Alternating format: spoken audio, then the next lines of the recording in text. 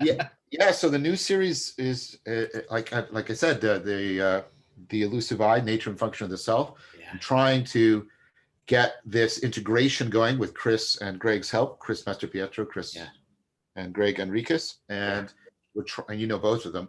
We're trying to get this. I'm trying to get this thing where you could get both. I'm slowly inching towards the Socratic model, right? Where I'm trying to get something like a progressive argument, but also dialectic that affords dialogos running through it. And so, and you know, it's also very Socratic in its topic, the nature and function of the self, and of course, and so trying to get this right. I'm trying. It's not only the material that we're talking about; it's the manner of the presentation that's part of what we're doing. I was really happy when Greg and I did the Untangling the World Knot on consciousness. I like that series a lot. Yeah. Well, thank you. And so I wanted to bring in Chris. Well, who doesn't want to bring in Chris? Good grief, the guy's lyricism incarnate. Beautiful human being. Yeah, it's just beautiful, and his Kierkegaardian concern for the self and for the ethical and existential and spiritual dimensions is crucial. And then, of course, his, like we just said, his natural lyricism is much welcomed. Well, just that, I think that word is a really good one that you just used, his concern for the self. Yes. There is a way that his it seems like his lyrical speech seems to be, to me, it exemplifies and probably is what calls forth it being lyrical, is his concernful care, right, for what's addressing him, right? That he that's very difficult to bring into words.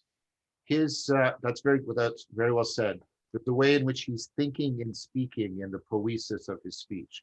The lyricism is a way of trying to open up domains of intelligibility, like in a very careful and perspicacious manner. And so the elegance of the intelligibility gets translated into a lyricism of speech. I agree with that. I think that's exactly. And so it's really interesting. And of course, you know, Greg is this tremendous systematic thinker. Oh yeah. And what I liked when we were doing Untangling the World Knot is, you know, we got genuine dialogos. There were things that emerged out of there that Greg wasn't generating, I wasn't generating, that we were generating it together. So I mean, I hope you receive this well. I mean, your work has woven into this in such a way, right? Has woven into this in such a way, and I'm deeply grateful for that. And so thank you for bringing that into the world, because that way, I can look what I'm doing with my hands. You can tell when my hands start going, I'm struggling. Right. But the way, like I said, and now I'm starting to see, and Greg is very excited about this too. We were both excited about this new way of presenting philosophia rather than the monologic treatise, right? You've got the dialogic thing happening. And so it's just, it's so thrilling. It's so thrilling. So, you know, at some point you and I, or you and I and somebody else should try a similar thing. To work out some things. I feel a call. I do feel a call of something more working its way through.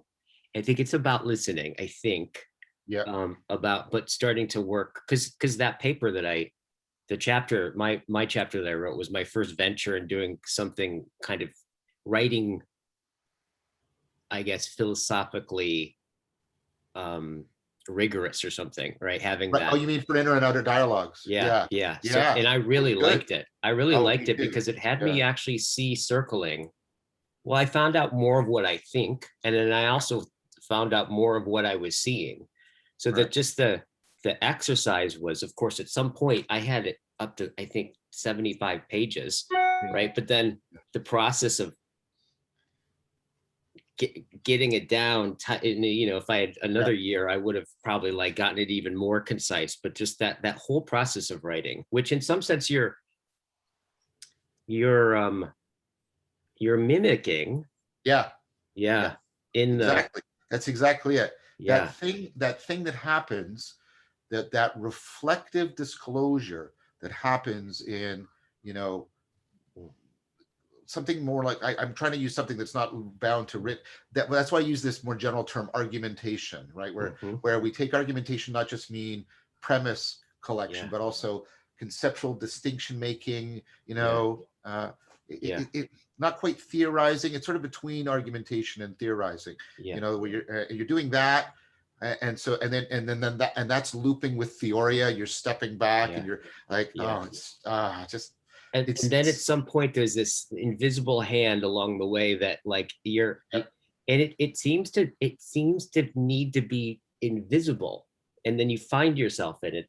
I think the way that you talk about it is something starts to open up that's beyond both of us. Yes, exactly. And it's kind of, it's happening here, but then we walk away and we realize, oh, we were actually conforming to something, to that other idea, that thing that was just revealing itself. Yes. It's so interesting. It's like this stereoscopic sibling relationship. So you've got like and I know I'm getting a sense for Socrates when he meant this, and I sort of had a sense that everybody has when he said, I want to follow the logos. And part of that is, well, you're following an argument, and an argument has this sort of direction to it. But then there's this other thing that's taking on a life of its own, and you're following it. And then somehow, and this is the part that's really intriguing to me, following the argument is one eye by which you're following the logos, and then following this emergent, right? This emerging collective flow, that's the other eye by which you're following the logos. But right, they're not identical, but they're like, that's why I'm trying to use this metaphor of stereoscopic vision. You're looking through both, right? And you're following the logos in this multidimensional, like organic living fashion. It's really exciting. And you get a sense of that way of following the logos is disclosing to you, explicating a kind of normativity implicit in the intelligibility that conforms reality and cognition together. That horizon of intelligibility starts to explicate a normativity for you. The horizon becomes magnetic to you. Yeah. Oh, interesting. Well, it's interesting because I think it's in the stereoscopic, right? On some level, two different sources that you're looking, but then there's a weaving it together. Oh, totally. Right? Yeah. There's this weaving aspect to it. And I think about this connection about, I don't know exactly how it's all linked together, but the sense of fate, as the Greeks talked about it, as being a weaver. Yeah. Right. Yeah. Yep. Like, and there is this quality where I've thought about what it must have been like for, I don't know, the first ape to like kind of speak the first word or the first sense of self-consciousness or something like that. But I bet it was something analogous to something like there's before consciousness, language becomes self-reflective, right? It's like it's just weaving, right? It's just weaving, but there's no weaver yet. There's just weaving, just the activity of bringing things together. And at some point, the pattern it articulates that it doesn't notice, right? Because it hasn't articulated itself enough. It hasn't woven itself enough. Becomes complex enough to where it like maybe pushes up against the weaving, and then the weaving catches sight of its own history. And in that moment, there's a new shape being woven in the pattern, right? Wow. That overlaps with a lot of the stuff we're playing with in the nature and function of the self. Yeah. Because the label, the lexical label we apply to that pivot point is self. And I'm thinking of Kierkegaard here, right? And Chris would be welcome to hear in that discussion. Kierkegaard says this thing about we live forward, but we understand backward. Yeah. And this idea about like when you look forward, it seems like an open future. And then when you look backwards, it seems like destiny. And I've been trying to understand this in cognitive science. When you look backwards, it's like, well, everything had to have been what it is for me to be here now. It's almost like an anthropic principle. And you say, out of all the possibilities, it went this way, and it could have gone that way, but it looks like everything is being collected to this moment, right? And so when you look backwards, it feels like destiny. And then when you look, at least phenomenologically for me, and then when you look forward, it's like, well, there's a combinatorially explosive open. So we get this weird place on the horizon, right? Right. Where it's almost like a contradiction. We have the open future when we look forward, but we look like almost a completely, fatal destiny that has brought us to this point because of the way our relevance, I would say the way our relevance realization machinery is working. And that's a really interesting thing. And I think when we this is a philosophical point I want to make. When we pit these two against each other, prototypically, traditionally as free will versus determinism, I think we're actually bifurcating the phenomenology and actually missing the lived experience. Yeah. Okay, what are we bifurcating? The phenomenon?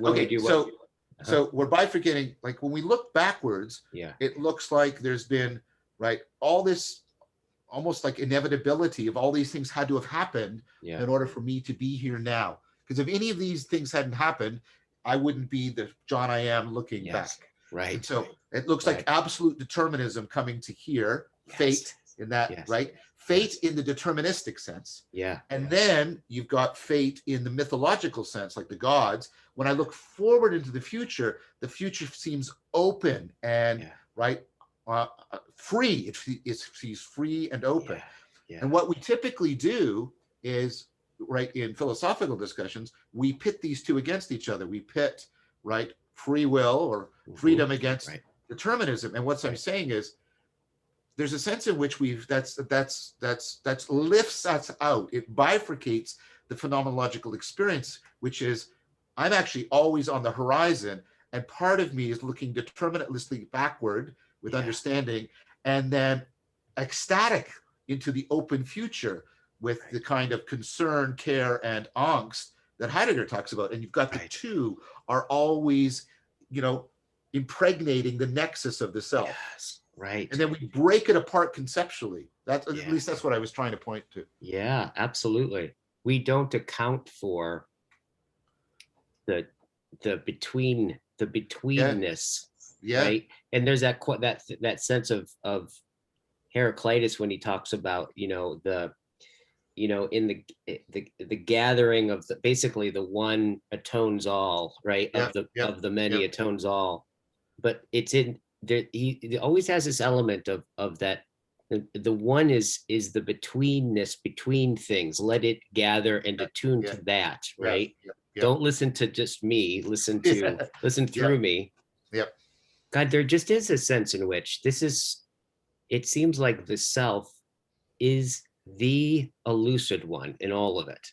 It's the one that disappears and then and loses itself in making itself an object. There's all of these. It's so tricky. Yeah, well, we talk about that in the series. We talk about the I and the me. And part of this may be a mapping. It feels like, that part, the argument part feels like that, that the deterministic I, and the premise leads to premise, and then and then the logos, the fire, what you call the fire of the logos, that's the future thing drawing me, magnetizing the horizon, and yet the two are coming together. But the coming together there is, I think that's an even more primordial logos, because it takes the logos of the argumentation and the logos of expectation, and it brings them together in a way that's neither logical or merely hopeful. It's something else, and it's like right there. Exactly. It's right there, and I just got this picture zooming in there, and you see John going, "It's right there," and it's zooming in right there. This is so apropos, and I think there's something about, because I've been thinking, in our text exchanges, I think I sent you a text about this, of like looking at the word reveal. Right. And I just remember that. The sense in which relevance realization, so the realizing of revealing in some sense, and how reveal has this double meaning. On one level, it's reveal, like unveiling, but then it's also reveal. There's this quality of it's like that's, I think, one of the uncanny parts that's difficult about being emotionally like challenging about being a human being, right? Yeah. With our particular kind of way of being, is that the moment we reveal something, it's also out of concealment, and that concealment, right, is as much determinant, right, of what's revealed as like that sense of concealment in that Yeah. withdrawal is Yeah. always so essential in some way. And I also think about the sense in which, so I think it's just really apropos that, like, when you think about relevance realization, right? Yeah. Yeah. Yeah. Yeah. Because it's inherent in that, has this, I don't have to It tell you, but does. it's It like it does. has that quality of like you're basically saying it's so, everything is so computationally explosive, I Yeah. can't see it. So I actually have Right. to zero in on the Right. relevant realization, right? Which is Yeah. this kind of quality of, you know, this place where the, and sometimes the one, you're picking out of the Yes. many, Totally. but the most relevant is the thing that's unified in all of it, and realizing that. So it's got both of these, the moreness and the suchness, right? Totally. Totally. I mean that. Yeah. The that. I mean, but this goes towards it again, what we were just talking about, Yeah. because the thing about relevance realization is so on the horizon. I want to say horizontal, right? It's so on the horizon because, and I think Cherniak was the best at really articulating this. What, right? It's neither algorithmic, it's neither deterministically certain. Yeah. Right, because making it deterministically certain would be I'd have to check all the possibilities. Yeah. Nor is it arbitrary. It's not that kind of arbitrariness, which is a lack of constraint. Because if I just pick anything, I'm not going to be a cognitive agent. So somehow it's between the algorithmic behind and the openness of the future. And I don't want to be arbitrary towards that, but I can't be algorithmic. What I'm trying to do is I'm trying to bring in, and this is Heidegger's project, right? I'm trying to bring in a temporality to it, right? That we're constantly trying, right? And that's the thing. That's why it's constantly emerging. Like, and that It sense. pushes, yes, it kind of pushes you back, right? Yeah. Yes. It's something, it's like all it's possibility. So it's like it's an opening in which you're moving forward, but there's something about it that also pushes you back, right? Right. Because you can't sever your agency. You can't create a fundamental incoherence to yourself going backwards, or you're gonna defeat the very project of relevance realization grounds in autopoiesis. Autopoiesis is an ongoing continuity of self-creation, and that continuity, and we're talking about this at a cognitive level, that can't be abandoned, right? And so and you're constantly trying, and and you get this dichotomy all the way through cognitive science. You got the stability, plasticity. I got to be or you got Piaget, the assimilation, the accommodation, right? And so this is this, and you see that at all this level, this tension, this fundamental tension that we've been talking about.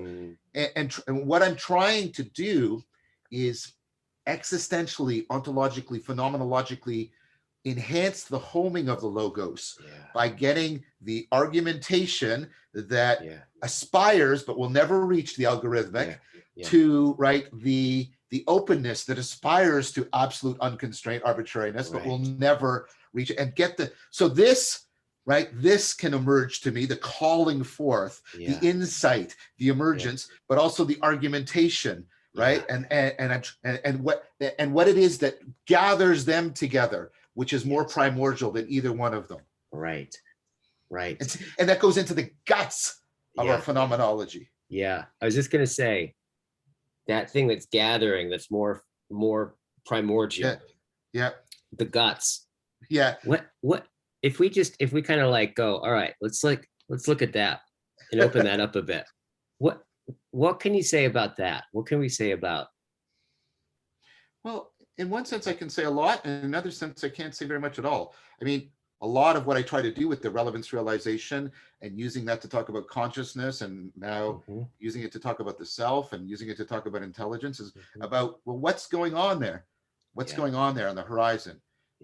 And I've been trying to talk about that in terms of optimal grip and conformity, something transjective, the way the world and the self. And I don't think I don't think that's wrong. I think it's good. I think it's been productive. But what we're talking about here is deeper than that. It's something like the primordial covenant, I want to say, the primordial covenant between intelligibility and being. It's something like, it's that there is, right? There's a sense in which they, look, when we're reasoning, things belong together. And when we're conceptualizing, they're belonging together. And then when we have an insight, new things belong together. But there's a deeper, more primordial belonging together between the ongoing evolution of intelligibility and the ongoing moreness and suchness, presence and withdrawal of being. And there's, that's more, and this is for me an act of what Jaspers would call philosophical faith. I can't in any way, empirically, rationally, pragmatically, convince you of this, because any attempt to convince you depends on that primordial belonging. The only place you get when you, the alternative to that is an absolute and complete, and not just conceptual or theoretical, it would have to be an absolute, complete, moral, existential, cognitive nihilism and skepticism, right? And insofar as we, like Nietzsche's great yes, insofar there's something in us that says no to that, and says no, right? There's a fundamental primordial belonging together that's deeper. And I've tried to get at that with the notion of participatory knowing, that, that deep, profound sense of belonging that goes, we belong to the world and the environment, but then it's deeper, and it's like the nesting down of the belongingness. Sorry. But this is, and you also said it on one level, I could say a lot about it.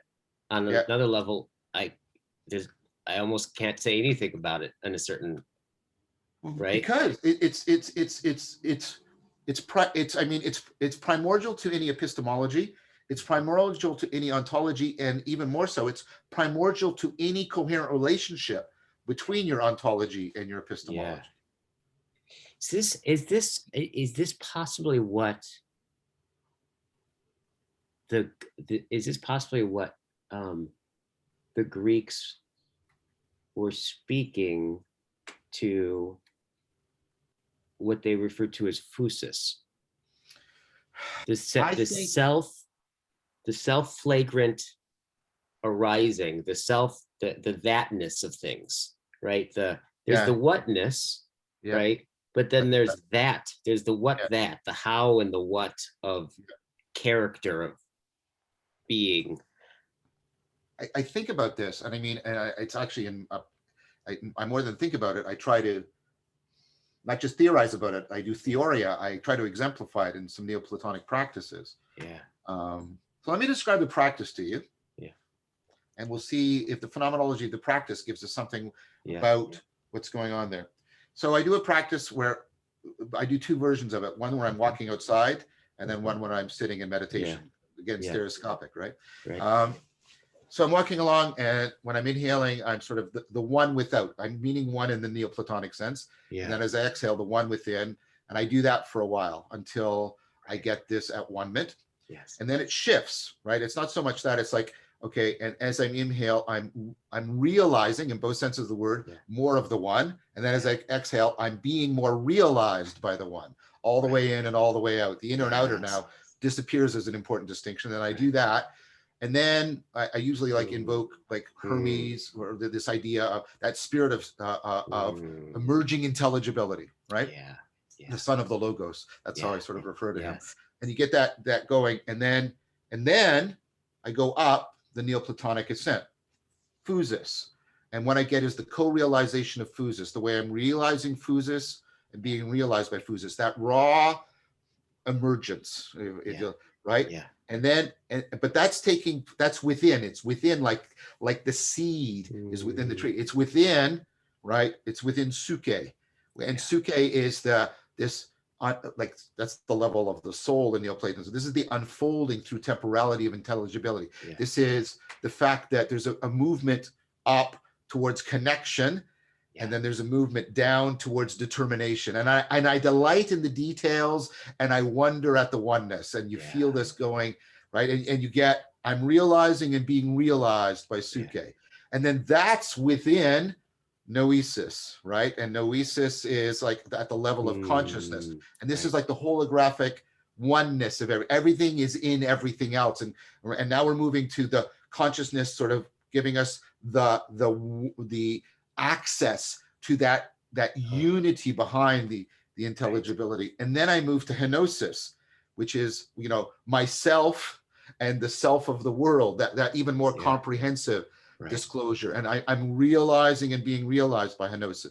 And so I've gone all the way up, and then Heraclitus, the way up and the way down are the same way, right? So the henosis has within it the noesis, which has within it the suke, which has within it the phusis, and it goes like this, and then it all at once, and that's theosis. And that's where I think of Nishitani's phrase, the real self-realization of reality. And you get that.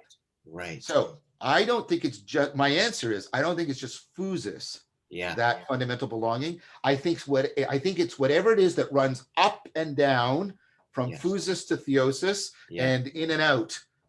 That's what I think we're talking about. Right. Because I like what I'm saying is I fundamentally like, and it's not even like, I identify with it because I can enact it in an ongoing transformative practice. Right. My preference is for the Neoplatonic way of trying to articulate this. Yes, right. And in some sense, if we say the inclination to articulate it, right? Yeah. In some level, it's even there. It's like, in some sense, we're hearing it. We're already in response to it in some way, right? Yes. So in theosis, I say, because we've gone beyond the I, thou, the I, it. I just say there's nowhere where you do not shine. And I don't mean John Vervaeke. I do not mean John Vervaeke. Although you're pretty shiny, you know.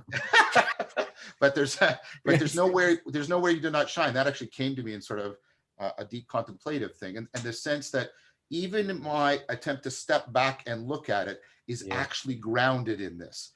Right. And all of my acts of agency are depending on this more primordial, I don't know, this more primordial, I don't want to put any noun on it, because it's just, it's not a thing, it's not a process, right? But you know, this fundamental the real self-realization of reality. That's my bet. And you know what's really interesting about that is that's Nishitani's definition of religion. The real self-realization of reality. The real self-realization of reality. Reality is self-realizing through me, but beneath me and beyond me. And I am fundamentally belonging to that. Even my attempts to step back and look at it are grounded and empowered by it. Right. There's no place where John can go to get outside of that. Yes. And somehow if we bring it back to self, right? In some sense, like, it seems like the self is almost that fit. Well, it depends on how you look at it, but very much. Right. It seems like the self is kind of, in some way, it overhears itself through this. Somehow there's this. But it doesn't. It can't. And this is the thing: is it can't be an object to itself in some level. Okay. Right. So this is some language I've tried to bring with this. So the way you can think of everything emanating and emerging, right? From and to the one. Right. And so, you know, God participates himself so that we can participate in him, a Neoplatonic kind of thing. Yes. The self participates through all these levels. Right. It's the self emerges and emanates at all these levels. The physiological phusis level, right? You know, right, the fundamental level of energy and time and space and matter coming into coordinate being. Right. And then from that, right, you know, suke, life, vitality, unfolding intelligence, consciousness, self-consciousness, reflection, and then moving to, right, that most inframing sense of ourselves, right, that we can never fully bring into awareness, the self, you know, in the Jungian. But Jung and people like that, right? They're just Neoplatonic. Proclus talked about the one within, you know, which is right, that which allows us to conform as much as we can to the one. I just got a book by him. I found, And so that whole idea, we are the one. The self is participating, but we are participating in the self. You start talking in all this paradoxical way. But what's really intriguing is, again, like I said, you know, I am doing it, and Chris, we're doing the internal family systems theory, and you get this idea of the relation. They call it, you know, the self, which is sort of post-Jungian, the idea of the one within, this overall somehow that reaches between all the levels, right? Which is somehow your true self, but it's not your ego self, and that sort of paradoxical language. And then it gets into relationship with parts, and parts, of course, are things that participate. That's what a part is, right? And you get into dialogue with them, and you also you get into how they dialogue with each other. And what's interesting is, again, they're semi-autonomous and unique, but somehow there's something behind that draws them all together and affords them being together. Right. And it's right. And so I'm discovering in this process, and I'm grateful for Chris's help with it. I'm discovering in this process that there's this deep thing, like the way that outer thing in outer, if I'll use that bad metaphor, dialogos occurs, something goes inward to the same way, and then the two. See, this is the thing when I'm doing that exercise, and I'm coming into the self, the real self. You're talking about the family part, basically looking like parts of yourself where you start to go into dialogue. But what I meant is, when I'm doing the practice where I'm walking and doing what I just took you through, the Neoplatonic practice, I get to this place where, like I said, when you get to that, the real self-realization of reality, you get that there's a sense of, I'm struggling here. There's a sense of placement. That's not quite right. Grounding, homing, nourishing, resonant sort of affirmation. The one is resonating and reviving the one within. Like there's a nutritive relation. So that I don't even want to call it faculty, that faculty, function, identity, that's the self, the one within, is strengthened. Again, not adequate. It's strengthened by this resonance. And it actually feeds back and empowers the internal family systems practice. And again, I'm trying to get, I'm getting a sense like, I think this is what the Neoplatonists were talking about when they were talking about theurgia, right? Right? And you get sort of all this mythopoetic stuff going on as, and how that interacts with the, the cognitive, reflective, existential. It's so powerful and exciting. Absolutely. Sorry, I'm getting really passionate about. Absolutely. Well, it's like it's present, isn't it? It draws you.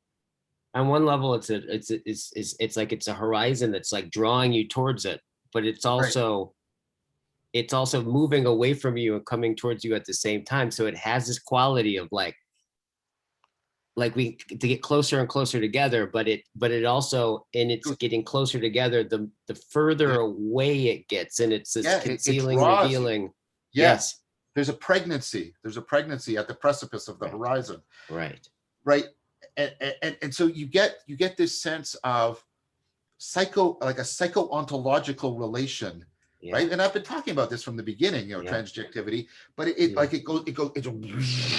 drops to this primordial level while still empowering and permeating. It's permeating your phenomenology, it's percolating through the psyche, and the two are resonating, and you're getting this tremendous sense of, I don't know. I mean, I sorry, I don't want to sound pretentious, but I get a sense of, what people were trying to talk about about when, Yes. I'm really hesitant to say that, but you know, the way this inner and outer, when they resonate this way and it's empowering you and nourishing you, I can see why people want to fall into language of talking about like God or something like that. I'm not claiming to have discovered God or anything ridiculous like that. Yeah. But what I mean is I understand the theurgic aspects of this, where this isn't The just godding. Yes. yeah, it's not just contemplative, it's not just conceptual. It is those, but it's beyond. It's also constitutive, but in a way that's very hard to articulate. But it's constitutive of my selfhood, my agency, but not chemically constitutive, but constitutive. Like I say, the only thing I have for it is psycho-ontologically constitutive of my fundamental sort of selfhood. That's the best way I could put it. Right, and it's got to. It's you can even hear it, like in just if you feel just the excitement that you're expressing. Yeah, that seems to be disclosive of the thing being addressed. There's an example right there. Just the inspiration, like literally, like the in spirit, inspired. Right. The very much. Yeah. Very much. And so the dialogue isn't like, the dialogue is very much a respirational dialogue as opposed to just a conceptual dialogue. Yeah, totally. And even respiration, what's interesting, because it's respiration is this place where it's both voluntary and involuntary. Exactly. It's right. That's great. That's great, Guy. It's right on the horizon between that past of control and the openness of the future. Yeah, very much, very much. And it's so interesting. Also between the in and out. It mediates between the in and the out, as well as the voluntary and the involuntary. Yes. And it's interesting. I mean, like I've in meditation practice, like focusing on breath and just watching the breath, there does get to this point where you can't quite tell whether or not you're breathing or being breathed, like, because you can be conscious of it, and it's if you can, in some sense, you can kind of cut the difference in half again and again and again and again and again, and there is this place where there's nothing. Well, I guess this is another thing I was thinking about. Actually, I was meditating this morning and I was listening. I was just opening to sounds was part of what I was doing. I was noticing how this sound particularly has this quality in, like, what a sound is self-evanescing, right? It's like the moment it is gone, right? So I started, I kind of always knew that about sound, but I never thought, well, hang on a second. So if if the moment it is, it's gone, it's evanescent. Yeah. What am I hearing then? Yeah. I'm in some sense, it's strange. And I would imagine all senses have this quality of when you try to atomistically look at it, right?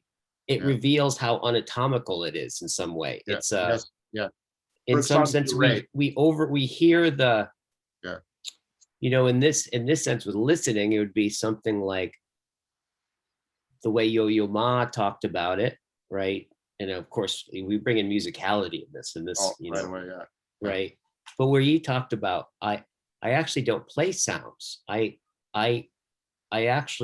condition the silence. And he's literally, he's literally talking. That's true, because on some level, that's why it's like when you can follow the sound and you actually hear the silence right at the end. And in some sense, I think that's actually what we hear. And what we kind of, what we hear is the withdrawing of the the withdrawing of the sound and the revealing of the silence, those two coming together somehow, right? Yeah, Chris talks a lot about this and some of the stuff he wrote for Inner and Outer Dialogues too, and about how we pick up on the dialogue between the silence and the sound. It's different than the relationships between the semantic content of what's spoken. And that movement, like that, he often uses the respirational metaphor. It's a kind of breathing of intelligibility. I mean, we're bumping it feels, when as soon as you said that, I felt the shiver down my spine of the, like, one of the core Platonic problematics, which is, well, like, the shadows and the echoes and the shadows are just right on the cave. They're just species of how everything is. That's Plato's idea, right? Yeah. Everything is effervescent and everything is passing away, right? And in the moment that I know it, right, by the, it's no longer as I knew it, because it has moved on, it is withdrawn. Yeah. And the way Harman talks about, we try to avoid that in some ways by undermining what he calls undermining and overmining. We try to reduce it to its constituents that are not changing. That's sort of the literal atomists, right, of Democritus and people like that. Or what he calls overmining. We try to reduce it into like this network of relations that is itself unchanging and permanent. And both of those are, I mean, we those moves are great for intelligibility, but I think we lose the epistemic awe and at times horror Plato felt by, like, how can I know anything? How can I know anything if, like, try to conceive, because I think Plato's right, try to conceive of everything having the existence, which means to stand out, right, of this, like, of your sound. Everything is like try to see it almost as pure becoming, in which there's nothing, like, there's no, I don't know, there's that pure durée that Bergson talked about. There's that, and like, how do you, like, and your question is, well, how do I know the sound? How can I even experience the sound? Because the sound is it's both there and not there. It's never fully there, right? But it's never fully absent. And it's like, what the heck? Not fully there, not fully absent. I can't use presence. I can't use absence. I can't use negation. I can't use positing. Like, that's the Platonic horror. That's Platonic horror. Until it's wondrous, right? It's like, I was just thinking about that. It's like, it seems like that's bad news on one level, right? Like, oh, I can't, how do I know I'm hearing everything if it's already, all I hear is the echo of its withdrawing, and right?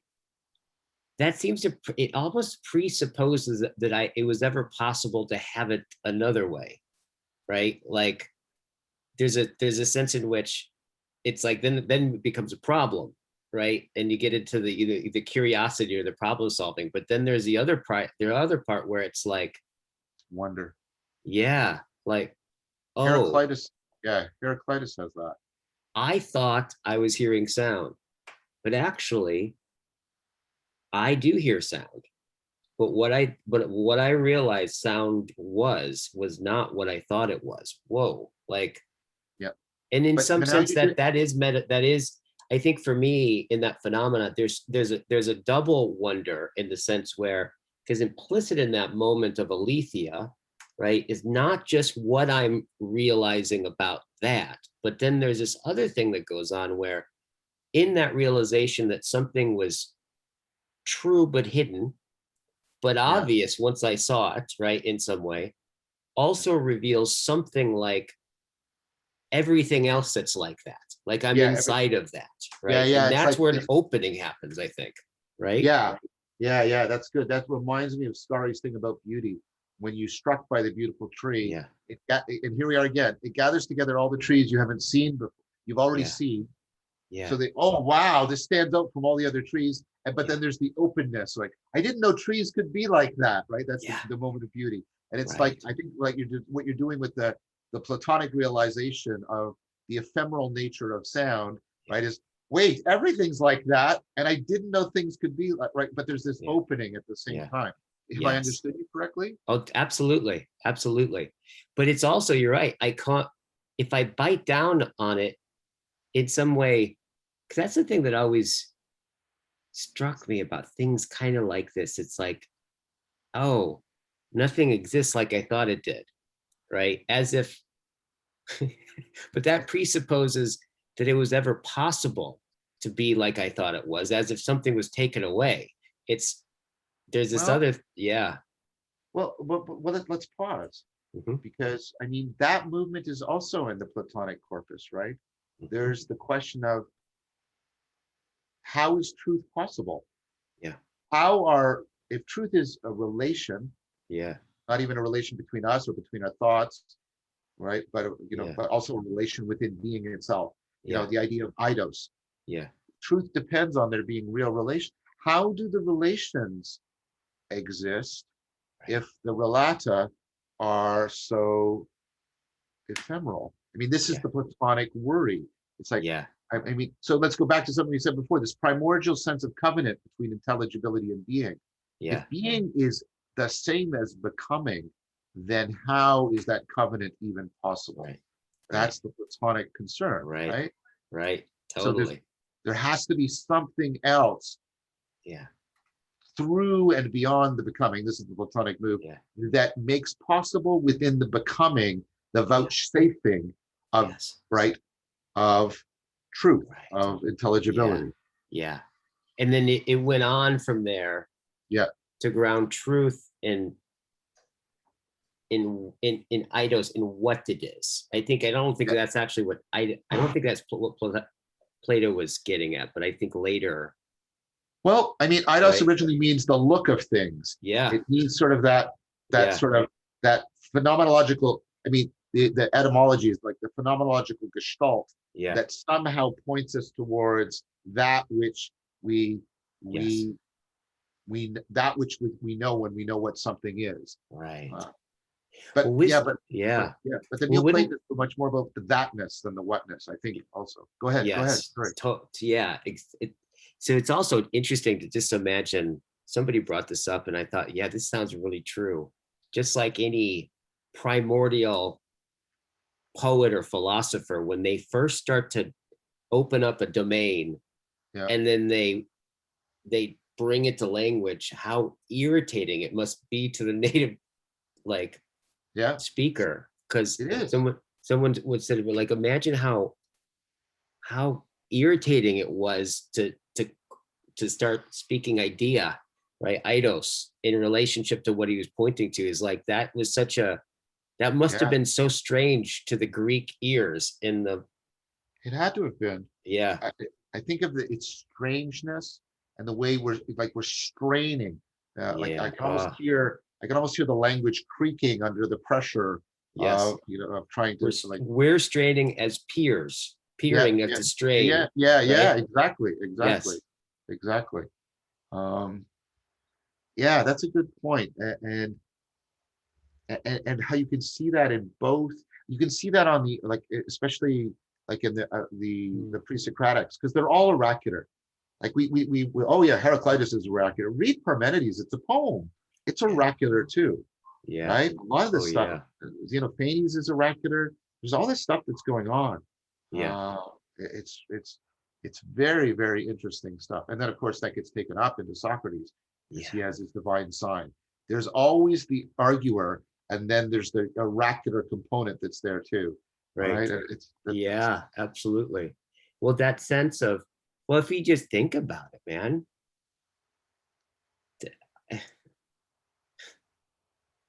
I mean, fundamentally, as far as we can understand, the West, in the character of the West, is so there are things going on that started, that wouldn't have been possible unless someone, like, it started to become, as Parmenides, like his thing, it become, unless he could respond to the necessity that we needed to think being, in some sense, right? Yeah. Like, it's so unlikely that would become necessary. But there's and this is actually, I was going to ask you about Sure. this sense in which, so and you can hear it in the excitement, you can hear it in what's in view of there's a necessity that you're responding to in making these videos, right? And there's something, and in some sense you could say that all thinkers, right, are constantly responding to a necessity, right? Something becomes necessary to think, right? And it also responds to the tension where other philosophers, right, spend a lot of time thinking the thoughts of the other philosophers, and particularly addressing the things, that the ambiguities that were untied up, and it becomes necessary it's not like we think exactly, it's more like we hear and respond, and in responding, sound out what we're hearing in some sense, but it has this ambiguity. This kind of quality of responding to what occurs is necessary. And oftentimes, and here's the thing, is like the necessity, this is the part that it feels like it gets right down to the nub of this, right? Of what sounds is necessary. In that it's necessary, you would think that you knew what was staking claims on your hearing, but that's not exactly the case. It's more like you don't know exactly. In fact, what you think is usually maybe gets in the way, right? And the process of getting the hearing what you heard is actually the process of discovering what revealed itself as necessary, and even weighed in the destiny part. Here's the destiny part. Like in retrospect, you may see how that was necessary. However, something we're responding to something. Something's necessary. What is that thing that is necessary in us? That we could say, Heraclitus, right? The pre-Socratics, in this mythopoetic world, right? It became necessary to think that element that was true of all of these things in a what we call now abstract way, right? Yeah. And if you think about, if that wasn't done, we wouldn't have Western civilization, pretty much, right? It's like, so those poets, or in these things, we say, well, oh yeah, like they were responding to something that became necessary that they responded to. And it's something like philosophical thinking, poetry seems to be necessity. Yeah, it's like it's not creative. It is creative, but it's hearing. I don't know. You can see what I'm getting at? I do. That's why I use the word inventio. Yeah. There's two things, and they belong together somehow. That goes to that point I was trying to talk about, that sense of like constitutive nourishment, psycho-ontological constitutive nourishment, right? But so hold that here. But there's also notice the word you're using. It's not the wrong word, but necessity. But it's not logical necessity. That's conceptual necessity. It's not practical necessity. But it's somehow a need. It's not the practical need, or it's not the necessity of logic or math, but it's some kind of necessity that points to that psycho-ontological constitution of human beings.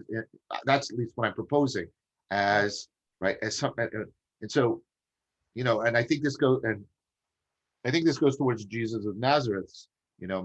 Man or human beings do not live by bread alone, but by every word that proceeds from the mouth of God. And that, as a post-Christian, that has always like sort of bothered me. It's like, what the heck is he talking about there? Because I know why I need bread, but he's not talking like aesthetically. He's not even talking like he's trying to point to something deeper. He's trying to point to this psycho-ontological constitute. There's something being constituted in us by the word of God that we can't get through the practical necessities of the bread or food. And now I'm adding, beside Jesus, I'm adding Descartes. We can't get it through logical necessity, right? And there's something else there. And it goes again towards, and I like, that's for me where the term self and the term soul start to bleed into each other. We're pointing to that which in us, which is the soulful dimension of this. There's that which in us that is being fed, right? The self, there's a dimension of the self that's going beyond conceptual and practical necessity, that is being fed by that place you're putting your finger on, that necessity that's neither logical nor practical necessity, and it's somehow feeding something in us. And that's the soulful dimension of the self. And I'm really interested in that. Yes, you're right. Oh yeah. And it's because it's love. Like it feels like it's unreasonable love. It's like that's affinity. It's that's what it feels like to me. right? Well, that as soon as you said that, and I was going to mention it, but again, here's the two together, right? Frankfurt calls love a voluntary necessity. Yeah. Is that something like, even though I know you exist, I still will you to exist? It's something like that. Something like that, or it's something like it's the opposite. It has to do. It's not the opposite. It's what's inside the unthinkable. Where the unthinkable for him doesn't mean, the non-conceptual. It's like the example I typically give that it's unthinkable to me that I will kick my son out of the apartment. Right. Yeah. I can think it. I can form the propositions. I can do the inferences. I can calculate how much money I'd save, how cleaner my apartment would be. I can imagine it, but it never becomes. It never. Yeah. I can never. I'll use your words. I can never listen to it. I can never be called by it into a new way of being. Yeah. Right? So it doesn't draw me, because so I have this way in which I create something like an axiom to what is viable to me, not just what's logically proposable by me, but what's actually existentially viable. I get this axiomatic thing is, no, that's not viable to me. I can't, right? And it's because I love my son. Yes. Because I love my son. That's what he's trying to convey with the voluntary necessity. It's not a logical necessity. It's not a practical necessity, right? It's this, right? There is a calling to the soulful dimension of the self that commits me to the world in a particular way. Yes. But I don't feel that as, Tillich talks about this. I don't feel this as heteronymous. I don't feel this as a foreign thing imposing on me, like demonic possession. But I also don't feel it as autonomous, like I'm just choosing and willing myself. He uses the phrase theonomous, right? It's between the autonomous and the demonic. And I think that's exactly right. I think that's exactly right. It's betweenness. Yeah. I'm getting in the sense of I feel like I'm finally, these books that Heidegger wrote in the 30s, which are so weird. They're so weird. They're so strange. Yeah. They've just been always opaque to me. And just in the last few months, I feel like, I'm like, okay, this is what he's doing, right? Mm-hmm.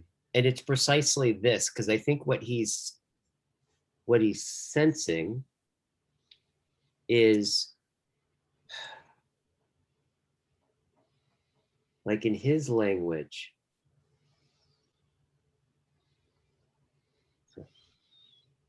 that are, in some sense, especially if you look at this, like our understanding of being, right? This thing that on some level, whatever it is, right? However it is, whatever it means to us, whether or not we know it or not, like whether it's thematic or unthematic, seen or unseen, it is whatever it is, what it means to us, right? Is in some sense touching everything, right? What we see, what we perceive, what we say, what we don't say, right? So on some level, it's always in view, right? And so I think he was really right in terms of hearing that, right? And I think that a lot of people, my understanding is a lot of people look at when Heidegger talks about the history of the understanding of being, essentially, like they usually think about it something, and I don't even know if I understand the history part, right? What exactly he means.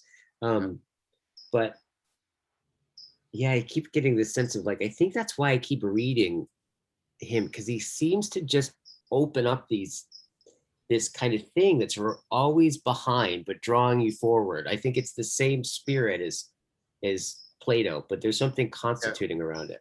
Yeah. And he basically said that where we are right now is that as he saw it, is that the fulfillment of the first beginning, as he calls it, that constituted itself with the pre-Socratics, or that opened up the domain, right? Yep. That is where it went from human beings, went from, in some sense, being held in language, right, to standing out and being a self-holding in terms of being, right? And that everything has been working itself out through that. And that we're basically at this point where being has become the most general thing.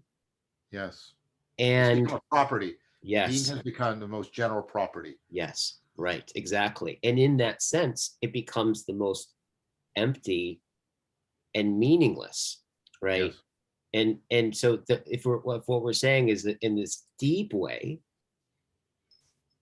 like I think this has a lot to do with the meaning crisis, in a deep way, literally, technicity, all these different ways of talking about it is basically the being itself is no longer is withdrawn or abandoned from being. So we're immersed in beings, but there's nothing, there's our sense of being itself is completely abandoned these beings. And so in some sense, what he's kind of trying to attempt to do is to, in some sense, is to, he's using language in a very strange way, right? But in the sense where he's attempting something like not to speak about something as if there's something there to point at, because that gets you right back in that thing. He's trying to, in some sense, speak being in this other way that doesn't have it become a being, but it's like he's literally language as an event, as a constituting event, right? Well, that's where Nishitani comes to mind. The real self-realization of reality. Yes. That's right. And Heidegger's trying to exemplify it, not explain it. And there's a big difference there. I was thinking there about when you were saying that, you're putting your finger on this, and you said, it has something to do with the meaning crisis. And I was thinking, we're starving. If we use Jesus as metaphor, we're starving, right? By that which nourishes us at this psycho-ontological level. That's a bad adjective, but that's the best one I have right now. Right. And then I'm thinking about, scarcity mentality in general. And then I'm thinking of the opposite. I'm thinking of Pearl's beautiful book, Thinking Being. And when he talks about ultimately the appropriate relationship to being, it is, he says it's awe. It's religious awe. It's that sense of awe, and somehow it's constitutive of us in a way that has nothing to do with either physical or logical necessity, but this like the voluntary necessity that we taste when we love somebody, right? It's that kind, right, of need. And so, I agree. I think you're bang on about this. I think this is super insightful. That this is, and I've heard you and Johannes talking about this, and you and I have talked about it, and Chris and I, right? And we keep and we're not wasting our time or anything like that. But I think we're getting deeper and deeper into what it's a hunger, a starvation that has become so pronounced.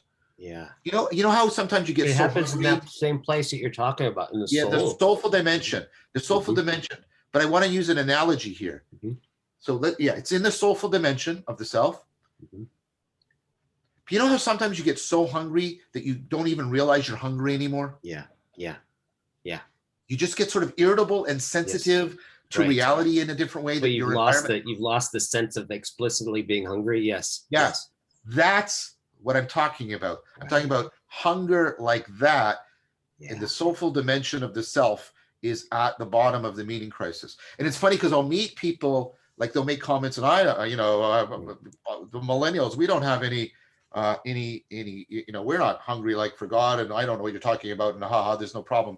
And then you say, and then you talk about them, you go over here, and I've watched Jordan Hall do this, right? And he'll say, they're like this. They're constantly wandering around, picking stuff up, saying, "Is this it? Is this it? Is this it? Is it?" And when he made that comment, all these millennials were writing in and saying, "That's exactly it. That's how I'm living every day of my life." And I'm saying, you're hungry for something. And I agree. You don't think the word God describes it anymore, but you think that by the fact that you've discharged that term, that you've alleviated the issue, when in fact you are so hungry you don't even know how hungry you've become. Yes.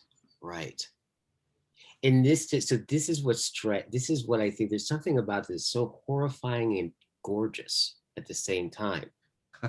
Well, Right? Can you unpack that a little bit? What do you mean by that? Yeah, just, well, I'll give it, in some sense, this kind of, it speaks to this thing about like, is this it? Is this it? Is this it? Yeah, And where yeah. they're, when you ask them, oh no, we're not hungry for that. But this is this. Yeah.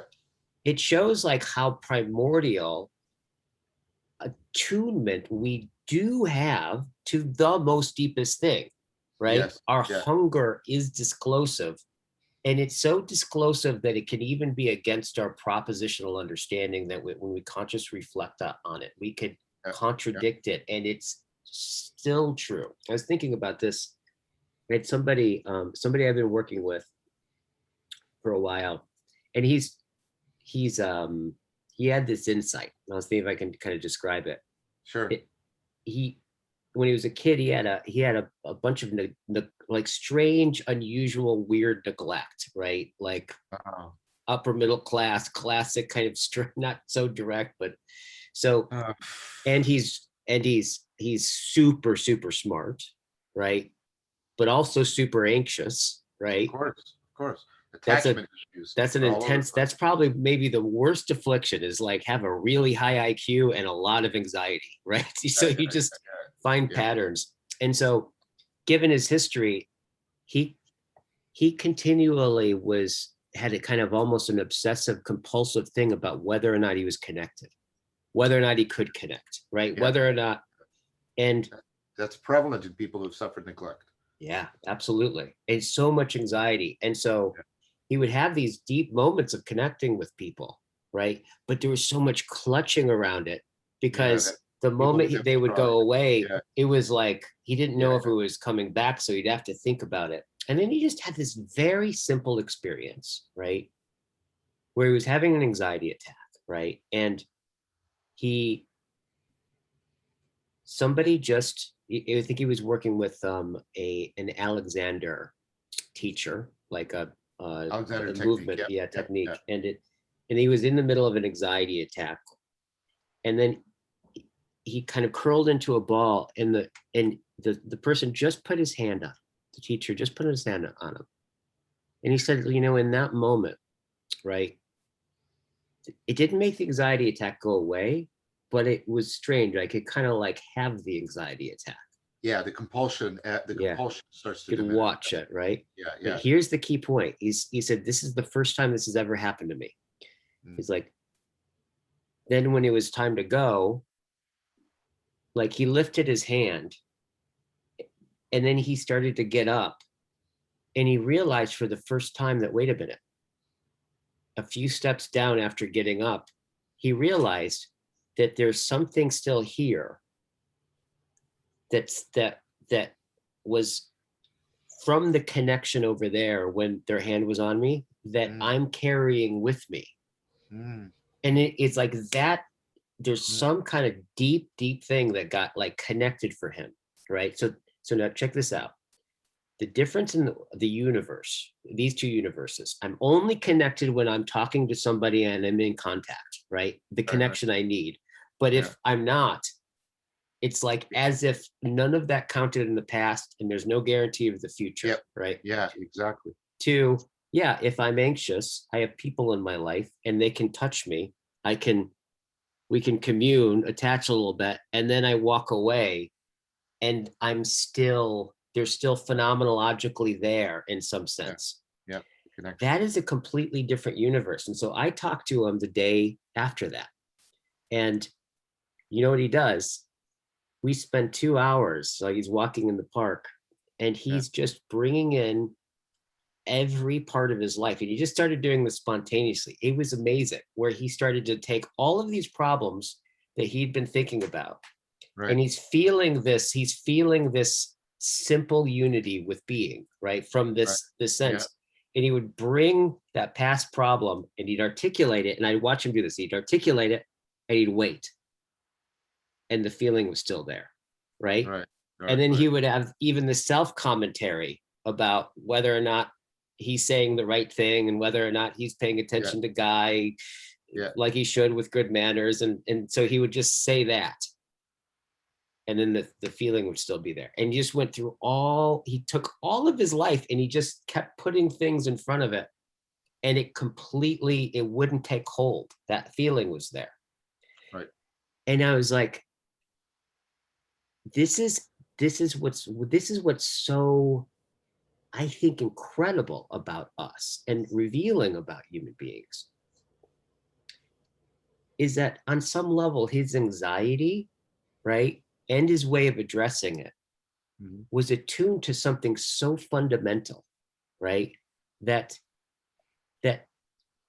even like in some level we're always, and this is one of the things I've noticed about like listening, this is so interesting about listening, is that human beings always have a relationship with being. Like there is a way always. It is in some sense that wholeness. We're always in an attuned relationship to all of it. It's like at the bottom of everything for us. Even if we don't know about it, even if we're mistaken about it, but once something shifted at a fundamental level, the whole thing shifted. So right? This is really interesting. Go ahead. Right. So there's just that sense in which that sense of the whole is, I'm like, in some sense, that sense of the whole is constituent of us, right? Yes. Like it's, but here's the connection to it. Yeah, the connection to it. Yeah, yes. That's why I've been, I've always been using this term religio for that. Yes. But when you said that, that gave me language.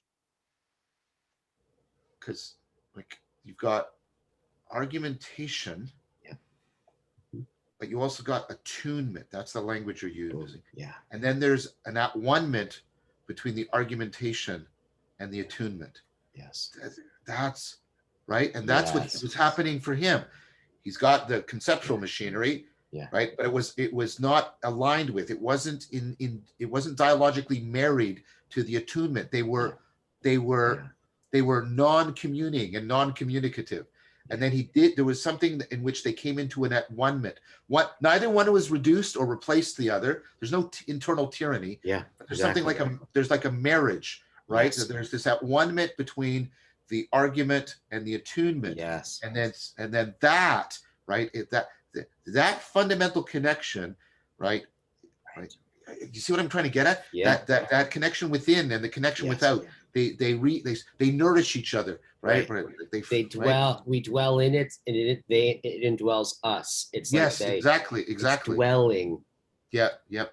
And it's so interesting to me. Like I think the thing about that is it's so not consistent with the rational animal, right? It's like that way of looking at things. It just doesn't even make any sense when you kind of look at it like this. But there's just this kind of way in where, and I think maybe this starts to open it up, kind of like the phenomena of what is it to be an I, to self, right? Yeah. Well, one thing is to always already, like I think is what we're playing with here, is to always already be in a attuned fundamental relationship with an understanding of the whole, right? That's in the guts, I think, as you say, it's like so deep. It's like it's preconceptual. Yet somehow his anxiety, even his obsessive compulsive thing about this, was attuned to it without having to know about it, right? Mm-hmm. That attunement of what's already in view in some way, right? It seems to be disclosive, right? Mm-hmm. Yeah. I was going to say, but there's that, it's like Christopher Moll's notion of attention. You said it's in view, and I'll play with hearing, and I'll play with, like, there's a difference between seeing and looking. And remember Plato, the eidos is the look of something, not the sight of something, but the look of something. Yeah. Right. And there's a difference between hearing and listening. Right. No, right. And so it was in view, but that's not in view, in sight is not the same thing as him being able to look at it. Yeah. Is what I'm trying to get at. Exactly. That's what I'm trying to get at at one minute is right. There's something going on here where it goes from seeing to looking, and things now have a look to them rather than just having a sight to them. Right. That's, yeah. Does it mean the look? When Plato talked about that, do you know, was he meaning it like they have a look that we look at, or was it that they're looking it as they're looking out? Are we seeing it look both. out? I think it's both. I think it's both. The look of things is both how we, right, are looking at them, but also how they are presenting themselves to us with intelligibility. The ontological shivers. Yeah. So this,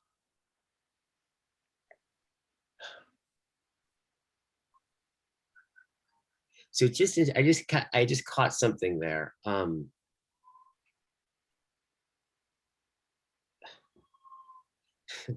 Well, I guess it's interesting. It's like,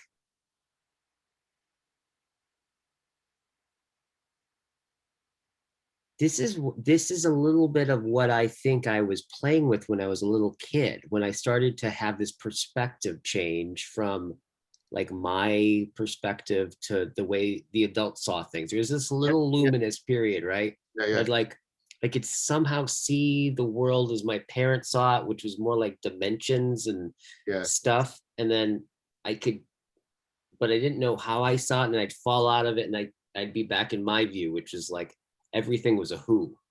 Yeah. And I think there is something a bit like, I think when I was a kid, what I mean by who is when I looked out at things, what I saw was something looking out. Yeah. Right. It's the thou that Chris talks about. Yeah. Right. Yeah. So the connection that your friend was going through, things are moving from it to thou. But that's what we're saying is, this thing in me, that's the soulful dimension of the self. Right. There's something like that out there. Yes. And they connect and they belong together. Right. And we're saying it's not, we're not saying logical necessity. We're not saying physical necessity. We're not talking about the romantics and emotional compulsion. And we're not talking about animism. We're trying we're trying to say, no, there's something else. And again, I mean, I think your friend is finding that point of nourishment. It's the best word I can have. It's almost nourishing, that's nurturing us and naturing us. The three N's: nurturing, naturing, and nourishing us. Right? All of them. I'm using naturing the way Spinoza used it when he talks about God as natura, and naturata. Like there's nature nurturing, there's nature naturing, and there's nature being natured. Right. Right. And so all of those, it's that, right? That we're somehow, Jesus of Nazareth, we don't live by all those other necessities alone. We need them, right? But there's something more that we need. But and even the nature of the need is so difficult for us, because we fall, I'm thinking of Tillich, we fall into idolatry when we say that. Right, we fall into idolatry when we think this need can be replaced or understood as one of these other kinds of needs. Right. And it's strange to need something. I'm thinking about it sounds like a Rilke poem. It's strange to need to be a being that needs something that cannot be grasped, but that cannot be possessed, right? But there is something about our time, our epoch, right, that it's almost like we can only, and this is maybe what we're responding to with dialogos, or why it lights up and seems necessary, right? I just keep noticing in this conversation, all of our kinds of conversations, where we get to this place where where what starts to be present is the unsayable as such, yet it's present, beckons to be said, but realizes itself in the unsayable, right? Like maybe loses it a little bit when we say it, but falls around the edges and gathers and comes back up.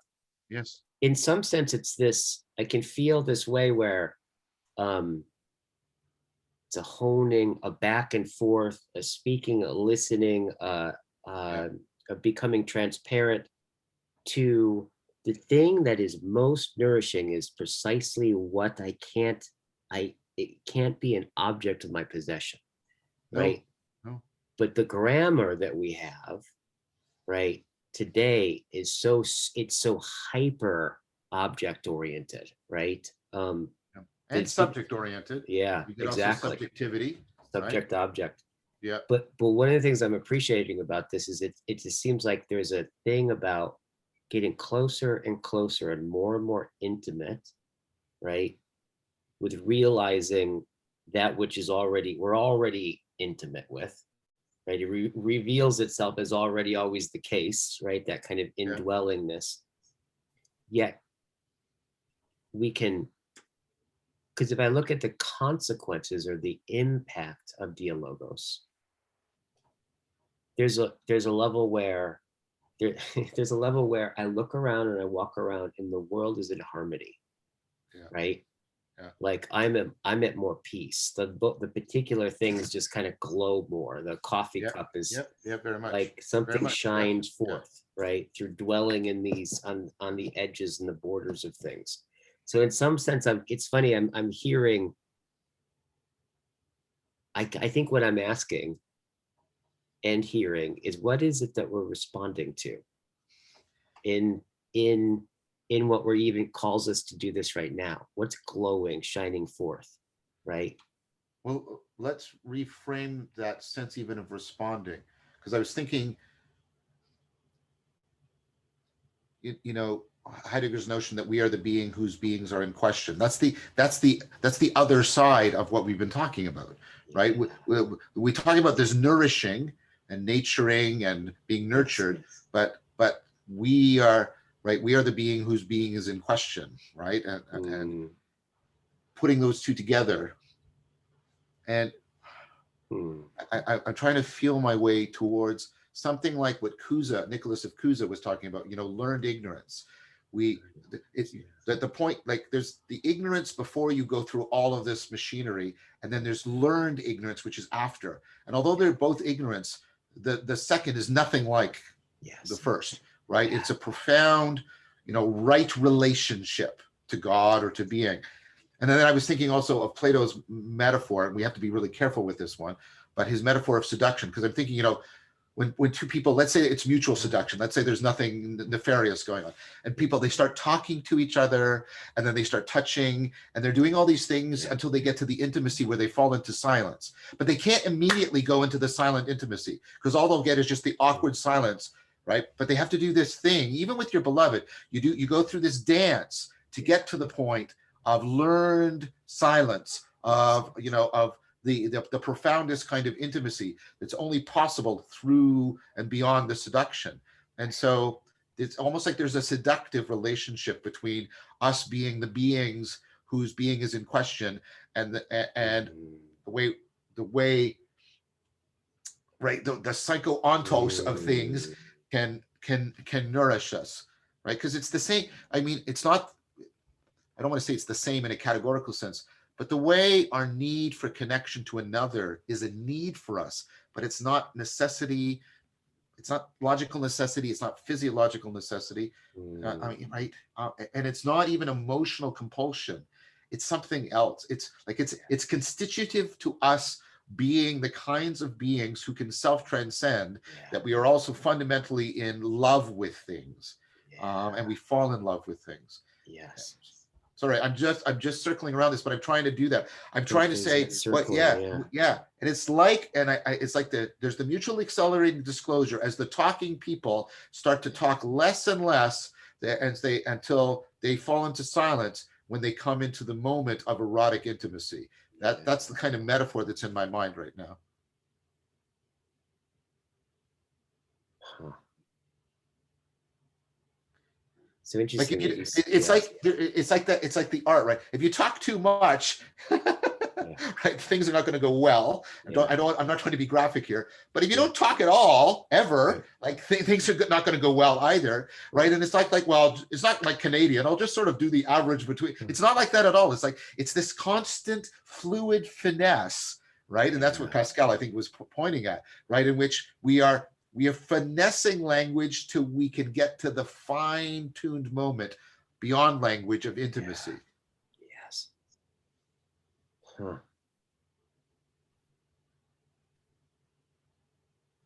Yeah, and that thing that in the Dueno eulogies, Rilke talks about, right, like the bowstrings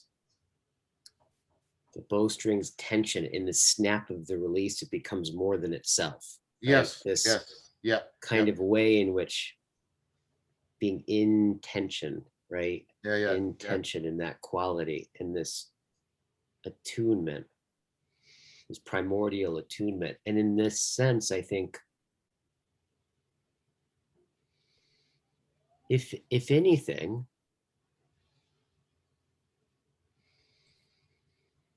one of the things I wanted to bring us together, right, with Johannes and talk a little bit about, it's funny how it's kind of coming up here, is this way that philia sophia, right, like philosophy, in the deepest sense, seems to me something that one doesn't come to have, right? As much as it's awakened in one. Something's awakened in one, right? Exactly. And like you don't come to have being in love with somebody. Yes.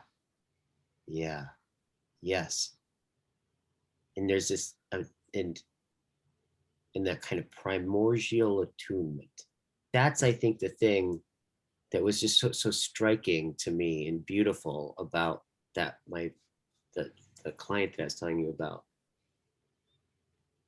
Just in this whole way, there's something so, I don't know what it is about that. Whenever there's something so human and beautiful about that like when that it's like somebody maybe just racking their heads against the wall, right? Doing all the thing, but like at the end of it,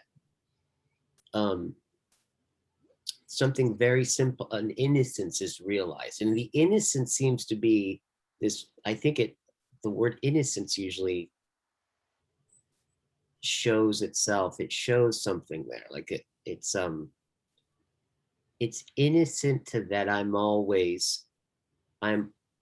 that being for which, right? To be innocent is to be a being caring about being, right? It's learned it's, if you allow me to pun on Nicholas Kuza, it's learned innocence, like learned ignorance. Right.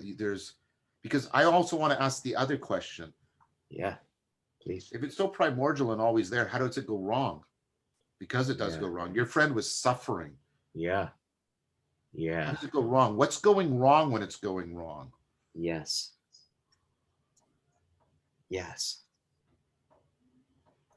Well, it's interesting because it's like within this is actually, well, this also gets to the thing about like when we really hear somebody, what are we hearing? Like it's not really hearing. If I just repeat back to you what you said, that will annoy you, right? To hear you is actually to hear precisely what you didn't say on some level, but which you were addressing without maybe even knowing that you were addressing, right? And in some sense, you could say his suffering around it was an attempt to address what it's tough to say what he understood, but it was attuned to that there was a sense of the whole that was misunderstood, right? And that he was trying to get that through, but it also pushed it further away. So what is that? What is that? Well, well, I mean, I think it overlaps with the question, the question from Tillich, which is, well, why does idolatry arise? Right. And you can see St. Paul wrestling with this. So you can see the Buddha wrestling with this. This is the fundamental question they keep coming back to, is like, well, why are we losing agency? Why do we suffer? Why do we get disconnected? And you like, and there's these different answers that people are trying to get at. Heidegger has basically, I think this is, and I think Tilla got this from Heidegger. Heidegger basically has something like the idolatry answer, right? We get caught up in the supersalience of beings and our own conceptual framework, and we lose touch with, we start to starve for being, right? And then, and the Buddha has the, that we, something like this, that we, and this is, you can sort of hear Plato in here too, right? We misapprehend the world as being substantially permanent, and thereby we are cut off from its becoming. I mean, yes. And then that means we lose agency, because, right? And or the Taoist thing, right? Right, is we fail to ride the rhythm between the yin and the yang, and it's always there, right? And Ricoeur talks about this infallible man. There's a fault in us, and we fall, and we have all these metaphors and all these different answers, and they're all, and I'm not trying to be dismissive. I think they're profound, and they demand from us serious reflection. But I'm coming to the suspicion that they're all like points on the horizon of like an inverted cone, that the thing that draws us away from God or the one or reality is deeper than all of these answers. They all are participating in it, but there's something deeper about us that causes us to fall. Like there's something that idolatry and rebellion and disharmony and all the and illusion all share, right? And I keep, I've been wrestling with this about, how self-deceptive we are, and how it's like on all these levels, right? And you can tell it's the primordial mythological mystery for Neoplatonism, which is like, why do things fall away from the one at all? Like if you think, like, I'm not saying their metaphysics is correct or anything like that, but if you get this idea of, reality as this complete one, why does it bifurcate? Why do things fall? Why is there emanation? Right? Yeah. Like, why do things fall? And you can see Plotinus wrestling with this. Is like, I go into this state in which, like, I'm completely at peace within and without, and it's profound and it's real, and then I leave. Why the hell do I leave? Right? Why do I leave? Right. And you can give sort of physiological answers. You're hungry or you're tired, but and that's fine. And there's a legitimacy. Why do I go back to the cave? Yeah. But there's a deeper question. Yeah. The deeper question is, but right.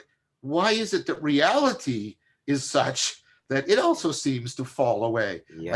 Like Plotinus takes it as a metaphor for like why? And then you have, and again, you have mythological answers. The gods are at war, or there was a primordial sin, the sort of Christian or Judeo-Christian idea.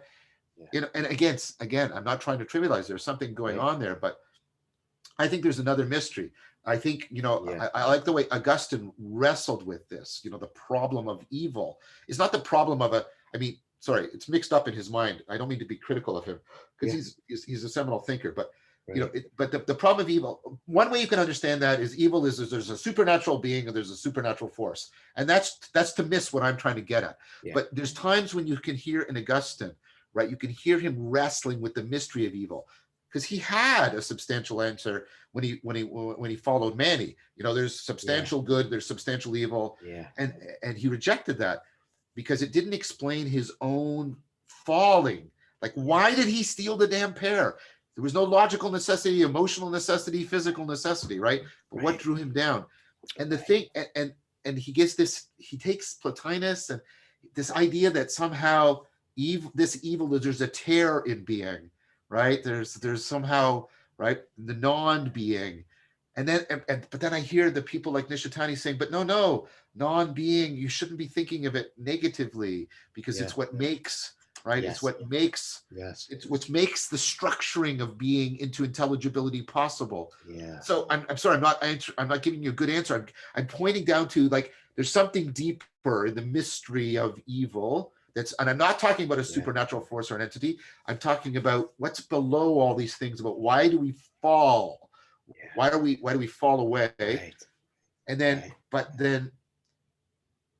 and there's two ways of relating to that mystery. You can relate to it as the negative thing, evil, but you can also see the non-being as that which affords the structuring of being, and Heidegger does this too, right? Yeah. Into intelligibility, and somehow both of those are right. And that's where I fall into a deep kind of silence. Somehow they are both right. In the response, what is the silence that you fall in to understand? What understands is that they somehow belong together. It's like Nicholas of Cusa again, the learned ignorance. You take a circle and look at its arc, and when I make the circle bigger, the arc gets more and more flat. So an infinite circle is also a flat line. Yeah. It's like, right, and you do that. You do that, right? And you know that there's a reality there that the flat line and the circle are somehow participating in, but neither one, they're participating in fully, but neither one fully captures. And that's the thing, right? They both participate fully, but neither one fully captures it. Yes. Right? Yes. And so it's like the evil and the non-being that is the mother of being. Right? Right. They both fully participate in what I'm talking about, but neither one, right, it fully grasps it. Yes. Yes. Yeah, it's strange because there is, in some way, there is something, because I can feel my silence, right? Yeah. There's like there's a couple different kinds of silences there. There's one which is just like, I don't know. It's like stuff. It's like, I don't know if I would talk, except for I don't know how you do that, right? Then there is another one which is like respectful somehow. Yeah. And there's like another one that's like it's a listening sign. It's like it's they're listening. Yeah. Yeah. So it's just kind of like, okay, so it's like if I say what, it's like, so it's like, what you can even ask this question. This is a funny way of saying this, but like, what does my understand know about my not understanding understand in its knowing that it doesn't understand. There's something being addressed or speaking. I can feel something just speaking, but withdrawals right away. I'm also hearing like the darkness that shows, right? The aletheia sense, right? Yep, you very much. There's something dark, death, right? This kind of way where, that sense of death is the possibility of impossibility that makes somehow all possibilities arise. There's this affording quality too. Yep. About it, right? I circle back to the hunger. Hunger is not just a lack, it's a sensitivity that draws you beyond yourself to what you don't quite know that you lack. But it's not like, the Meno paradox. It's not open-ended. Like when you're talking about that silence, it's like the silence of hunger. It's a lack that sensitizes you to look out beyond yourself. Yeah. And that's right where you can go astray. Yes. Like,